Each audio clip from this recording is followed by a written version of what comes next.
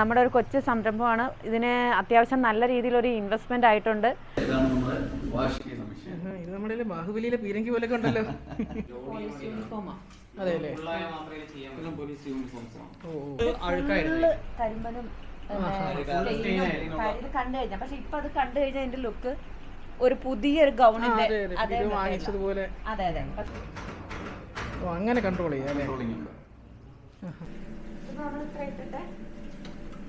ഇതാണ് അതിന്റെ ഒരു കൺട്രോളിങ് അല്ലേ. ഇതാണ് അടുത്ത മെഷീൻ അല്ലേ. ഇവിടെ വർക്ക് ചെയ്യുന്ന കാണാൻ പറ്റും. ഇത് വാഷ് ചെയ്യാൻ വന്നതാ. ഇതിന്റെ മെയിൻ ആയിട്ടുള്ള കംപ്ലൈന്റ് തന്നെ ഇത് ഫുള്ള് കരിമ്പനും സ്റ്റെയിനുകളുണ്ട്. അതെ അതെ അതെ, അങ്ങനെയുള്ള ഷർട്ടുകളാണ് ഇത്. കണ്ടോ ഈ ഷർട്ട്, ഈ മുണ്ടുകളൊക്കെ ഇതിലും വലിയ സ്റ്റെയിനും കാര്യങ്ങളൊക്കെ ആയിട്ട് വന്നതാ. കഴുകി വെളുപ്പിച്ച് ക്ലിയർ ആക്കും. ഈ ഒരു സെറ്റ് കണ്ട പുതിയതാന്ന് പറയും, അങ്ങനെ ആക്കും.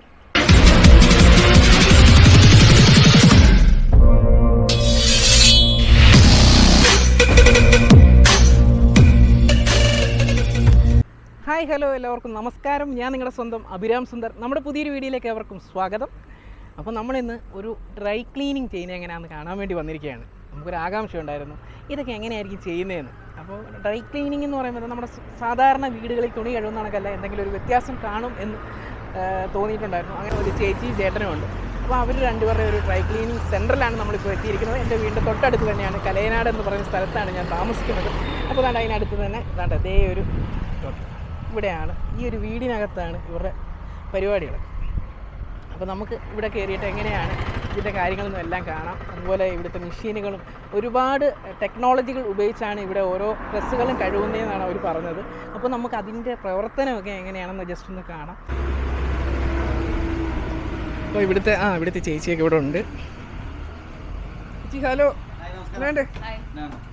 എങ്ങനെ പോകുന്നു പരിപാടികളൊക്കെ? അടിപൊളിയായിട്ട് പോകുന്നുണ്ട്. പുതിയൊരു സംരംഭം തുടങ്ങിയിട്ട് നാട്ടിൽ നല്ലൊരു സംരംഭമായിട്ട് മുന്നോട്ട് പോകാനുള്ളൊരു അല്ലേ തീരുമാനത്തിലാണ്. ഓക്കെ.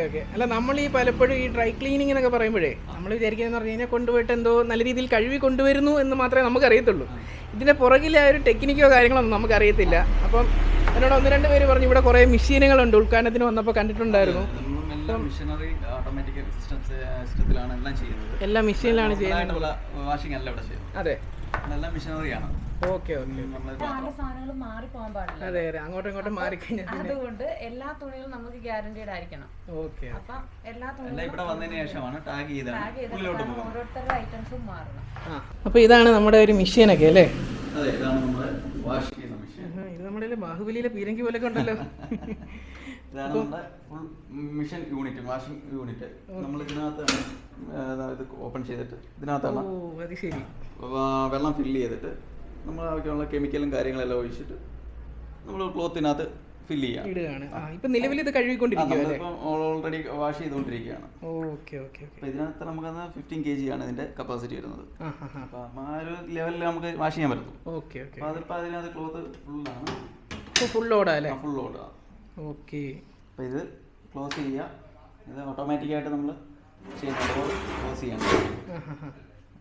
ഇത് അതിന്റെ കൺട്രോളിംഗ് പാനൽ ഇതാണ്. അത് വെള്ളം വീഴാതിരിക്കാൻ സേഫ്റ്റി ആയിട്ട് ചെയ്യുക. നമ്മൾ എപ്പോഴും എടുക്കുകയും, അതായത് ക്ലോത്ത് എടുക്കുമ്പോഴത്തേക്കും വെള്ളം തെറിക്കാനൊക്കെ ഷോർട്ടൊക്കെ ആവാനുള്ള ചാൻസ് ഉണ്ട്. അപ്പം ഇതിന് വേണ്ടിയാണ്, സേഫ്റ്റിക്ക് വേണ്ടിയാണ് നമ്മൾ ഈ കവർ ഇട്ടേക്കുന്നത്. ഓട്ടോമാറ്റിക്കായിട്ട് വാഷിംഗ് വർക്ക് ചെയ്തുകൊണ്ടിരിക്കുകയാണ്. നമ്മൾ ഓണാക്കി കൊടുത്താൽ മാത്രം മതി. അത് ശരി. വർക്കിംഗ് ടൈമിൽ തുറക്കാൻ പറ്റില്ല. വർക്കിംഗ് ടൈമിൽ തുറക്കാൻ പറ്റില്ല. ഓക്കെ.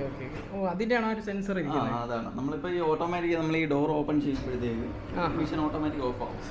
അത് ശരി. നമുക്ക് അതിനകത്ത് വർക്കിംഗ് ടൈമിൽ നമുക്ക് ഒന്നും ചെയ്യാൻ പറ്റത്തില്ല.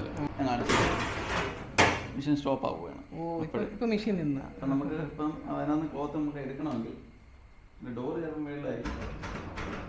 അങ്ങനെ കൺട്രോൾ ചെയ്യാം. കൺട്രോളിംഗ് ഉണ്ട്.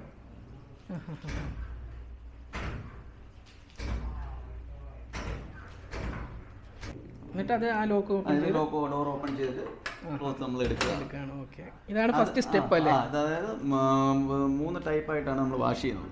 ഫസ്റ്റ് നമ്മൾ വാഷ് ചെയ്ത് കെമിക്കലെല്ലാം ഒഴിച്ചിട്ട് ഒരു 30 മിനിറ്റ്സ് വാഷ് ചെയ്യും. വാഷ് ചെയ്തിട്ട് ആ വെള്ളം വെളിയിൽ കളഞ്ഞിട്ട് നമ്മൾ വീണ്ടും വെള്ളം ഇതിനകത്ത് ഫില്ല് ചെയ്യും, ആ ക്ലോത്തിൽ തന്നെ. എന്നിട്ട് അതിൻ്റെ പതയും കാര്യങ്ങളൊക്കെ പോകാൻ വേണ്ടിയിട്ട് നമുക്ക് ഒന്നുകൂടെ വാഷ് ചെയ്യും. ഒരു 10 to 15 മിനിറ്റ്സ് വാഷ് ചെയ്തിട്ട് ആ വെള്ളം നമ്മൾ കളയും. അങ്ങനെ 3 തവണ ചെയ്യും. 3 തവണ ചെയ്യും. അത് കഴിഞ്ഞിട്ട് നമ്മൾ ഇതിനകത്ത് നമുക്ക് അതായത് സ്മെല്ല് വരാൻ വേണ്ടി നമ്മൾ വേറെ കെമിക്കൽ ഒഴിക്കും. എന്നിട്ട് നേരെ നമ്മൾ ഈ മെഷീനകത്തോട്ട് ഇടും. ഇതാണ് അടുത്ത മെഷീൻ അല്ലേ? അതാണ് സ്പിൻ ചെയ്യാനുള്ളത്. അത് നമ്മൾ അതിനൊരു 90% നമ്മൾ ഇതിനകത്ത് ഉണങ്ങി കിട്ടുന്ന രീതിയിലാണ് ഇത് സെറ്റ് ചെയ്തേക്കുന്നത്. ഓക്കെ. അപ്പോൾ അത് ഞാൻ കാണിച്ചു തരാം. നമ്മൾ വന്നത് ലേറ്റായോണ്ട്, അല്ലെങ്കിൽ നമുക്ക് ഇതിൻ്റെയൊക്കെ ഒറിജിനൽ കളർ കാണാമായിരുന്നല്ലേ? ഇതാണ് ഒരു പിഴിയുന്ന മെഷീൻ എന്ന് പറയാം. എക്സ്ട്രാക്ടർ എന്ന് പറയും. ഓക്കെ.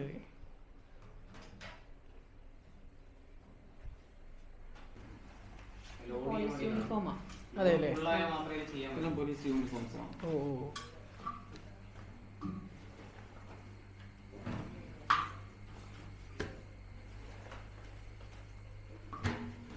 നമുക്ക് ഒരേ സമയം ഇത്രയും പിഴിഞ്ഞ് കിട്ടുമോ? നിമിഷ നേരം കൊണ്ട് 15 kg മെഷീന്റെ കപ്പാസിറ്റി. നമ്മളായിട്ട് ചെയ്യുന്നതാണ്. അതായത് ക്ലോത്ത് മുകളിലോട്ട് പൊങ്ങി വരാതിരിക്കാൻ വേണ്ടിയാണ് നമ്മൾ ടവൽ വെച്ച് ജസ്റ്റ് ഒന്ന് കവർ ചെയ്ത് കൊടുക്കും.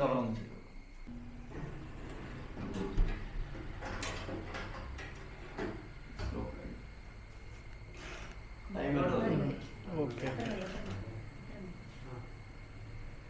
ആണ് അത് ടൈമിംഗ് അല്ലേ? ടൈമിംഗ്. ഓ അത് ശരി. ഏകദേശം 90% വേണ്ടി വരും നമുക്ക്. ആ സമയമാകുമ്പോൾ ഓട്ടോമാറ്റിക്കലി ഓഫ് ആവും. അല്ല, നമ്മൾ നേരത്തെ പറഞ്ഞ പോലെ തന്നെ ഇത് ഇനിയിപ്പോൾ ഇതാവുന്ന സമയത്ത് നമുക്ക് വേറെ ജോലി ചെയ്യാം അല്ലേ? ഇപ്പോൾ കണ്ടിന്യൂസ് മെഷീൻ ചെയ്യുമ്പോൾ അടുത്തത് ചെയ്യാം. അപ്പോൾ നമുക്ക് പെട്ടെന്ന് അടുത്തടുത്ത ജോലികൾ ചെയ്യാൻ പറ്റും. അതെ അതെ അതെ. നമുക്ക് ഒരെണ്ണത്തിന് മാത്രം എപ്പോഴും കോൺസെൻട്രേഷൻ ചെയ്ത് നിൽക്കണ്ട. ആവശ്യമില്ല. ഇപ്പൊ വാഷിംഗ് കഴിഞ്ഞിട്ടുണ്ടെങ്കിൽ അടുത്ത സ്പിന്നിങ്ങിലോട്ടായി. അപ്പൊ ഈ സ്പിന്ന് ചെയ്യുമ്പോഴും നമുക്ക് അവിടെ വാഷിംഗ് ചെയ്യാൻ പറ്റും. ഓക്കെ. അപ്പോൾ 2 സ്റ്റെപ്പ് കഴിഞ്ഞു അല്ലേ? ഇനി നമ്മൾ 3ാമത്തെ സ്റ്റെപ്പ് എന്ന് പറയുന്നത് ഇത് ഉണക്കി എടുക്കുന്നത്. നമുക്കിപ്പോൾ ഒരു മഴയോ എന്തെങ്കിലും ഉണ്ടെങ്കിൽ ഒന്നും നമുക്ക് അത് ബാധിക്കത്തില്ല. നമുക്ക് ഇതിപ്പോൾ ഉണങ്ങുന്നതിന് വേണ്ടിയിട്ട് ഡ്രയറാണ്. അപ്പൊ ഡ്രയർ നമുക്ക് കാണിക്കാം. ഇതിപ്പോൾ നമ്മളിങ്ങനെ ചെയ്തെടുക്കുന്ന സാധനങ്ങൾ ഇതിനകത്തോട്ട് ഇട്ടാൽ മതി. ഇതിനകത്തോട്ട് ഇട്ടിട്ട് ഇതിനകത്തൊരു ഡിഗ്രി സെൽഷ്യസ് ഉണ്ട്. ഒരു 70 ഡിഗ്രി ഒക്കെ കഴിഞ്ഞ് കഴിഞ്ഞാൽ ഒരു 10 മിനിറ്റും കൂടെ കഴിഞ്ഞ് കഴിഞ്ഞാൽ സംഭവം നമ്മൾ ഉദ്ദേശിക്കുന്ന പോലെ തന്നെ വെയിലത്ത് ഉണങ്ങുന്നതിനേക്കാളും കൂടുതലായിട്ട് ഉണങ്ങി കിട്ടും. പെട്ടെന്ന് ഉണങ്ങി കിട്ടും നമുക്ക്.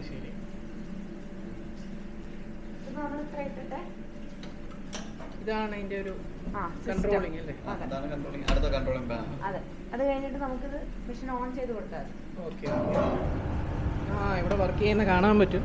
കാണാൻ പറ്റും. Okay okay okay. പക്ഷെ നല്ല ചൂടായിരിക്കും. ഇതിനകത്തൊന്നും തൊടാനോ പറ്റത്തില്ല. നമുക്ക് ഇവിടെ മാത്രമേ ടച്ചിങ് പറ്റത്തുള്ളൂ. Okay okay. ഇതതിന്റെ ഒരു ലോക്ക് അല്ലേ? ഗ്ലൗ ഒക്കെ ഇട്ടതിന് ശേഷം മാത്രമേ ചെയ്യാൻ പറ്റൂ. പിന്നെ ഈ മിഷത്തിനകത്തെല്ലാം ഒരു പ്രത്യേകത എന്ന് പറയുന്നത് സിംഗിൾ ഒരാൾ മാത്രം നിന്ന് ചെയ്യണം.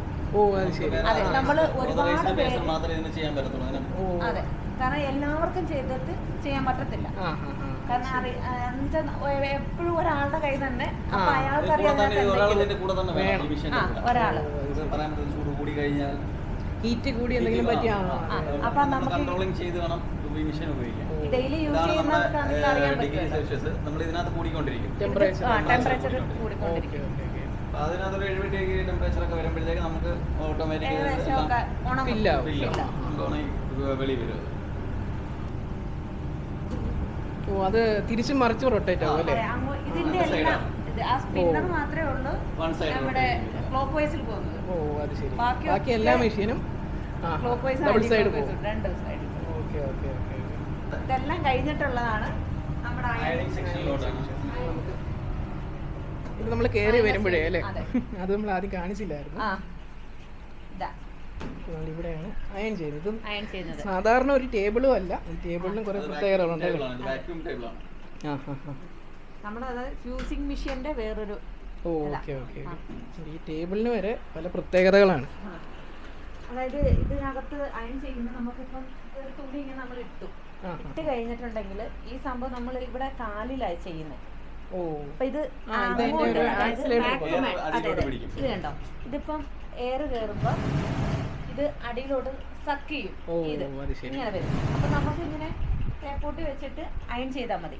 അപ്പൊ നമുക്ക് ഇനി പ്രത്യേകിച്ച് ഒരു ഇത് വേണ്ട. ഓക്കെ. ഇങ്ങനെ ചെയ്യുമ്പോൾ തന്നെ നമുക്ക് ചെയ്യാൻ പറ്റും. ഓ, ആ ക്ലോത്ത് കറക്റ്റായിട്ട് അവിടെ പിടിച്ച് നിൽക്കും അല്ലേ? നമുക്കിങ്ങനെ ഇത് ഇളകി പോകുന്ന അല്ലെങ്കിൽ ഫാൻ കിടക്കുന്നുണ്ട് പോകുന്നുള്ളൂ അങ്ങനെയുള്ള ഒരു ഇതൊന്നുമില്ല. ഇതിങ്ങനെ ചെയ്യുന്നതുകൊണ്ട് ഇങ്ങനെ ആവും. Okay okay okay. കറക്റ്റ് പറയുകയാണെങ്കിൽ ഒരു ആക്സിലേറ്റർ കൊടുക്കുക അല്ലേ? അതെ, ആക്സിലേറ്റർ സിസ്റ്റം തന്നെ. അതാണ്ട് ഇവിടെ നമുക്ക് കാണാം. ഇതിൽ കൊടുക്കുമ്പോഴാണ് ഇവിടെ ആ ഒരു കംപ്രസർ വർക്ക് ചെയ്യുന്നത്. അതേപോലെ 2 ടേബിൾ ഉണ്ട്. ഓ ആ, അതും ശരി. 2 ടേബിൾ ഉണ്ട്. അതാണ് ഹീറ്ററിന്ന് സ്റ്റീം അടിക്കുന്ന മെഷീൻ. സ്റ്റീം അതിലൂടെ വരും. ഓ, അത് ശരി. ഇവിടെ ആ ഇതെല്ലാം ഓക്കെ. ഇതാണ് അതിന്റെ പ്രൊഫൈൽ, അതാണ് ഹെഡ്. മെയിൻ ഈ ഇതിൽ നിന്നാണ് ഈ 2 ടേബിളിലേക്കും അയണിങ് സ്റ്റീം പോകുന്നത്. ഓ, ഇതാണ് അതിന്റെ മെയിൻ മെഷീൻ അല്ലേ?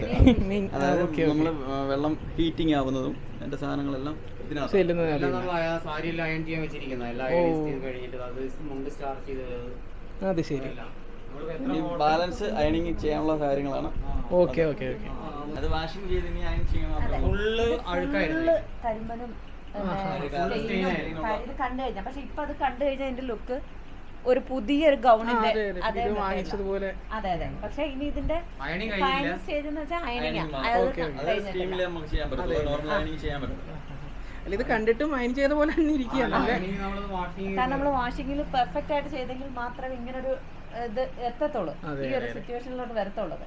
കാരണം അത് ഫുള്ള് സ്റ്റെയിനും പിന്നെ കരിമ്പനും അടിയിലൊക്കെ ഭയങ്കര സ്റ്റെയിനായിരുന്നു. ഇതിപ്പോ പുതിയത് കടയിൽ നിന്ന് വാങ്ങിച്ചോല്ലേ? ഈ ഷർട്ടൊക്കെ ബ്ലാക്ക് കളറായിരിക്കും. ഫുള്ള് കരിമ്പം പിടിച്ച കളറുള്ള വെള്ള കളറായാണ്. പിന്നെ നമ്മുടെ വെച്ചാല് ഈ കമ്പിളി ഒക്കെ ബ്ലാങ്കറ്റ് ഡ്രസ്സുകൾ അലക്കാതെ കൊണ്ടുവന്നാലും നമ്മൾ അലക്കി കൊടുക്കുന്നുണ്ട്. കാരണം മിക്ക നമ്മുടെ എനിക്ക് തോന്നുന്നു പുല്ലൂർ ടൗണില് എല്ലാം അലക്കിയ ഡ്രസ്സുകൾ അയൺ ചെയ്തും പിന്നെ ഒന്നുകൂടെ വാഷ് ചെയ്ത് കാണുന്നു. പക്ഷെ നമ്മൾ ഇട്ട ഡ്രസ്സ് കൊണ്ട് തന്നാലും വാഷ് ചെയ്തിട്ട് ക്ലിയർ ചെയ്ത് കൊടുക്കും. പിന്നെ ബ്ലാങ്കറ്റുകൾ എത്ര വലിയ ബ്ലാങ്കറ്റ് ആണെന്ന് പറഞ്ഞാലും കാർപ്പറ്റുകൾ, തുണിയുടെ കാർപ്പറ്റ്, കയറിന്റെ അല്ല തുണിയുടെ കാർപ്പറ്റ്, അതും നമ്മൾ ചെയ്ത് കൊടുക്കും. പിന്നെ ഹോട്ടലിന്റെ എത്ര ബൾക്ക് വന്നാലും നമുക്ക് ചെയ്യാം. ഇവിടെ ക്വാണ്ടിറ്റി ഒരു പ്രശ്നമല്ല അല്ലേ? ഈ ഇരിക്കുന്നൊക്കെ ഇതെല്ലാം ഹോട്ടലിന്റെയാണ്. ബ്ലാങ്കറ്റ് പോകാനുള്ള ഇതെല്ലാം ഇതെല്ലാം ബൾക്കായിട്ട് വന്നേ അല്ലേ? 10-350 സെറ്റ് ഉണ്ട് ഇവരുടെ. അതെല്ലാം ഇന്ന് വൈകുന്നേരം ആകുമ്പോഴേക്ക് പാക്ക് ആവും. 10-40 സാരി ഉണ്ട്. ഒരാളുടെ സാരിയാ അടിച്ചിട്ട് ആകടിച്ച് മാറ്റി വെക്കും. അപ്പൊ തന്നെ അതേപോലെ കുറെ എണ്ണം ഇരിപ്പുണ്ട്. അതെല്ലാം നമ്മൾ വാഷ് ചെയ്തിട്ട് അതിലോട്ട് കയറ്റി കൊടുക്കുന്നു. നമുക്ക് എത്ര കരിമനാണെങ്കിലും നമ്മൾ ക്ലിയർ ചെയ്ത് കൊടുക്കും. കരിമനാണെങ്കിലും നമുക്ക് പ്രശ്നമില്ല. കരിമൻ നമുക്ക് വിഷയമുള്ള കാര്യമല്ല. ബ്ലാക്ക് കളറായ സാരിയോ എന്ത് വന്നാലും ഇതൊക്കെ കണ്ടോ, ഇതൊക്കെ ഫുള്ളായിട്ട് സ്റ്റെയിൻ ആയിട്ടുള്ള സാധനങ്ങളായിരുന്നു. ഇതാണ്ടോ, ഇതെല്ലാം പ്യൂർ ആക്കി കണ്ടോ, ഇത് ഫുള്ള് അഴുക്കായിരുന്നു.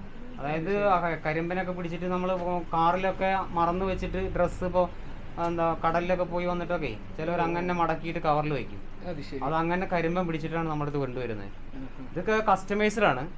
2, 3, 4, 10, 15 വരുന്നത്.